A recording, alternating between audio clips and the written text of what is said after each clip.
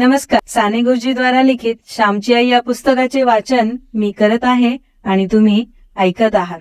आज ऐकूया रात्र 19वी म्हणजेच प्रकरण 19वे, पुनर्जन्म. माझे वय त्यावेळेस 11 वर्षाचे होते. मला प्रथम पुण्यास मामांकडे इंग्रजी शिकवण्यासाठी ठेवण्यात आले होते. माझा मोठा भाऊ तिथेच शिकावयास गेला होता, परंतु मी मामांकडे नीट वागलो नाही. त्यांच्याकडून मी 2-3 वेळा पळून गेलो. नाना खोट्या चहाड्या मी तेथे केल्या. शेवटी आपला विधुळा भाचा आपल्याकडे नसलेला बरा.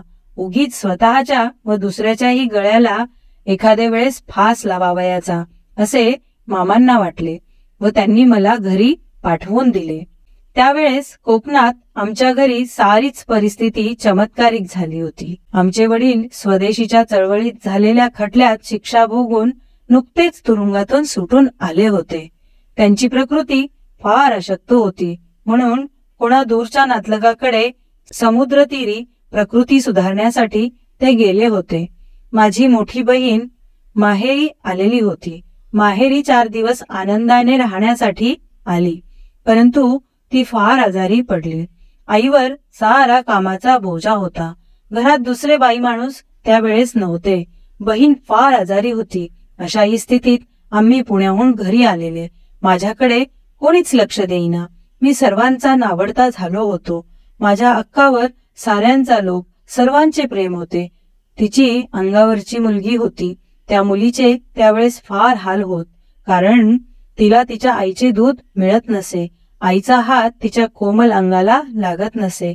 अक्काला विषम ज्वर झालेला होता, म्हणून तिच्या अंगावरचे दूध पाजणे म्हणजे धोका होता, कारण ते दूध विषारी झालेले. त्यामुळे त्या लहानशा रंगूची फार आवाज होत होती. एके दिवशी अक्काला वात झाला. सासरी झालेले हाल तिने कधीही माहेरी सांगितले नव्हते, परंतु मनात साठवलेले सारे दुःख ती वातात बोलत होती. तिला शुद्ध नव्हती. त्या बेशुद्ध स्थितीत सारे हृदयातील ती ओके व ते ऐकून आईला फार वाईट वाटे. इतके पैसे खर्च करून लग्न केले तरी सासरी जाच का असावा असे तिला वाटत असे. ज्याप्रमाणे भाऊबंदकी त्याप्रमाणे सासूरवास हाही आपल्यातील दुर्गुण आहे. दुसऱ्या घरातील आलेली मुलगी तिचे आईबाप व्हावयाचे हे खरे म्हटले तर सासू सासऱ्यांचे कर्तव्य, परंतु त्यांना वाटते की सत्तेची मोलकरीण आली. सासरचे हाल ज्या दिवशी थांबतील तो सुदिन. सासूरवास हा भाषेतील शब्दच सारा इतिहास सांगत आहे. मुली ओव्या म्हणतात, त्यात पहा सासूरवासाचे कसे वर्णन केलेले असते. सासरचे बोल जसे कारल्याचे वेल, गोड कसे लागतील काही केल्या. सासरचे बोल जशा रेशमाच्या गाठी, रात्रंदी नरडविती दाई दाई वगैरे ओव्यात ते करुण चित्र काढलेले आहे. या ओव्या बायकांनीच रचलेल्या आहेत. त्यांनी स्वतःच्या स्थितीचे हे हीन-दीन वर्णन केलेले आहे. कारल्याचे कडू वेल, रेशमाच्या गाठी या उपमा बायकांनाच सुचतील. अजून साधी माणुसकीही मनुष्याला शिकावयाची आहे. सासू सुनेला छळते व सून पुन्हा सासू झाली म्हणजे तेच करते. जणू पूर्वजांची छळाची परंपरा अखंड चालूच राहिली पाहिजे. 4 दिवस सासूचे तर 4 दिवस सुनेचे अशी म्हणच पडली आहे. ज्याप्रमाणे पंतोजी मुलांना मारतो, मग मुलगा पुढे पंतोजी झाल्यावर तेच करतो, तसेच हे आम्हालाही मारीत असत म्हणून आम्ही मारतो, हेच पुष्कळ शिक्षकांचे उत्तर असते. मुले मुली जेव्हा खेळ खेळतात तेव्हा नीट पाहावे. मुली जर सासू सुनेचा खेळ खेळत असतील तर त्यात सून झालेल्या मुलीचे केस ओढणे, तिच्या हाताला लटोपटीचे डाग देणे, तिला शिळे अन्न खायला घालणे वगैरे हाल दिसून येतील. मुलांच्या शाळा म्हणून खेळ बघा. एखाद्या खांबाला विद्यार्थी उभा करतात व त्याला खूप मारतात. करशील गडबड का मारू आणखी वगैरे बोलून जोरजोराने खांबाला मास्तर होऊन मुले मारीत असत. माझ्या बहिणीचा मुलगा आहे, लहान आहे, 5-6 वर्षांचा. तो मला म्हणतो, अण्णा मला मास्तर व्हायचे आहे, नाहीतर शिपाई व्हायचे आहे. मी त्याला विचारले, हे 2 धंदेच तू का पसंत केलेस? तर तो म्हणतो, म्हणजे सर्वांना मारता येईल, सर्वांना झोडपून काढील. मास्तर म्हणजे काय कल्पना झाली आहे बघा. म्हणूनच शाळा म्हणजे सासूरवास वाटतो. शाळा व सासर यांचे माहेर झाले पाहिजे. मी कुठेतरी बेहकत चाललो असे म्हणाल, परंतु माझे पित्त उसळते या गोष्टींनी. साधी माणुसकी आमच्यात नसावी? पशु पक्षी किडा मुंगी झाड माड यावरही प्रेम करावयास शिकवणारी माझी थोर संस्कृती. त्या संस्कृतीचे वारसदार आज किती नादान झाले आहेत. साधी माणुसकीही कसे विसरले आहेत हे पाहून हृदय जळते, पिळवटून येते. परंतु जाऊ देत. दुपारची जेवणे कशीबशी उरकून अक्काच्या जवळ 6 जण बसले होतो. तामणात थंड पाणी घालून ते तामण अक्काच्या कपाळावर धरण्यात आले होते.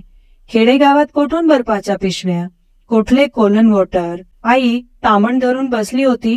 सर्व मंडळींची तोंडे चिमणीसारखी चाली होती. माझ्या आईच्या मनात एकदम काय आले कोणास ठाऊक, परंतु तामण मला धरावयास सांगून ती उठली. आई उठली, ती देवाजवळ गेली. देवाजवळ जाऊन ती देवास म्हणाली, देवा शंकरा, देवळात जाऊन तुझ्या पिंडी 3 दिवस दही भाताने लिंपीन.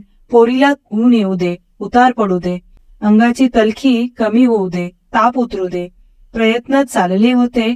प्रयत्नांच्या बरोबर प्रार्थनाही चालली होती. आईचा देवावर भरोसा होता, परंतु रात्रंदिवस सेवाही करीतच होती. आपल्या प्रयत्नात आपल्या तळमळीने देवाचे सहकार्य आणले पाहिजे. रंगू उठली रे पाळण्यात, जा तिला घेऊन बाहेर जा, तेथे रडवू नकोस, असे आई मला म्हणाली. मी उठलो व अक्काची मुलगी खांद्यावर घेऊन तिला खेळवीत बाहेर गेलो. रंगूला इकडे तिकडे हिंडवून मी थोडा कंटाळलो व परत घरात आलो. 3 सांजची वेळ होती. बाहेर कांडपिनींना कांडप घातलेले होते, ते त्यांच्या जवळून मोजून घ्यावयाचे होते. गुरे गोठ्यात येण्याची वेळ झाली होती. गुराखी गुरे आली हो एवढे ओरडून पुढे जात असे. त्या गुरांना बांधायचे होते. अशा त्या कामांच्या धांदलीत मीही रंगूला तेथेच ठेवून बाहेर गेलो. ती लहानशी रंगू रडू लागली. ती आईसाठी का रडत होती? आईच्या प्रेमाने थपथपलेला हात अंगाला लागावा म्हणून का रडू लागली? आईने प्रेमाने बघावे म्हणून का ती भुकेली होती? मुकी पोर, लहान दुबळा जीव. तिची आई अंथरुणात तळमळत होती. वातात मधून मधून बोलत होती. रंगूला तिच्या आईचे दर्शनही 2-3 दिवसात होत नव्हते. तिचा आत्मा आईला भेटावयास का ओरडत होता, आक्रोश करीत होता. माझ्या आईजवळ मला नेऊन ठेवा, क्षणभर तिच्या कुशीत मला ठेवा. मला दूध नको, मला काही नको. मी त्यासाठी हरपलेली नाही. तो आईचा कृश हात मला लागू दे, त्यानेच माझे पोषण होईल, असे का ती रडून सांगत होती? तिच्या रडण्याची भाषा कोणाला समजणार? त्या बाल हृदयाची, त्या आत्म्याची ओळख कोणाला कशी होणार? रंगू ओक्साबोक्सी रडू लागली, टाहो फोडू लागली, कळवळली. माझ्या आईने करावे तरी काय? कांडण मोजून घ्यावे का दिवा लावावा आणि तुळशीजवळ दाखवावा? का गुरे बांधावी का धार काढावी? का काढा करावा का भाजी भात करावा? का रंगूला खेळवावे का अक्काजवळ बसावे? तिला काय 1000 हात होते? आई धन्य आहे तुझी. स्त्रियांसारख्या कष्टाळू स्त्रियाच, त्यांनीच त्या शेकडो खस्त्या खाव्यात. भारतीय स्त्रियांच्या कष्टाळूपणाला व क्षमावृत्तीला एक भूमातेचीच उपमा शोभेल, दुसरी कोणतीही नाही. अशा थोर स्त्रिया ज्या घरात असतात ती मला राऊळे, देवाची मंदिरेच वाटतात. त्या स्त्रिया याच मी देवता मानतो व माझा माथा त्यांच्या चरणी नमवितो. दुसरी देवळे मला माहीतच नाहीत.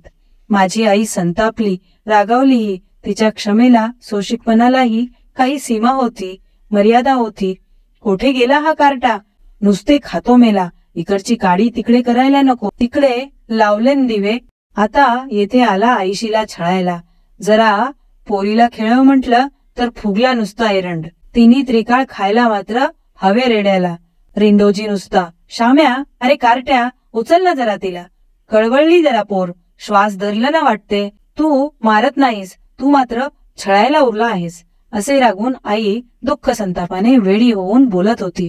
आईचे शब्द मी ऐकत होतो, परंतु शेवटचे शब्द माझ्या मर्मी लागले. मला रडू आले. रडत रडत मी त्या रडणाऱ्या रंगूस उचलले व बाहेर नेले. रंगूला पोटाशी धरून श्लोक वगैरे म्हणू लागलो. रामरक्षा म्हटली. मी तिला घेऊन सारखा अंगणात फेरा घालीत होतो. रंगू माझ्या खांद्यावर निजून होती. आईच्या शब्दांनी मी जागा झालो.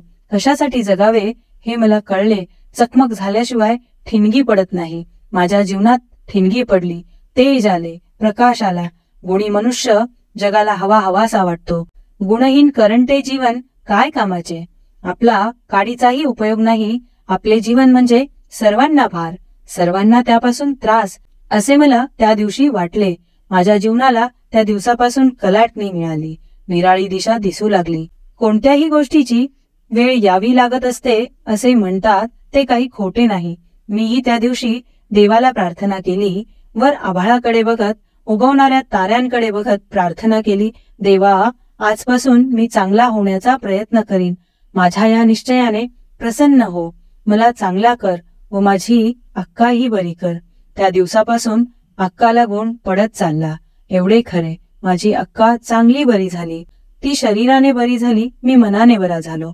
दोघांचे पुनर्जन्म झाले. अक्काला नवीन शरीर मिळाले, मला नवीन हृदय. उद्या वाचूया सात्विक प्रेमाची भूक. जय श्री कृष्ण.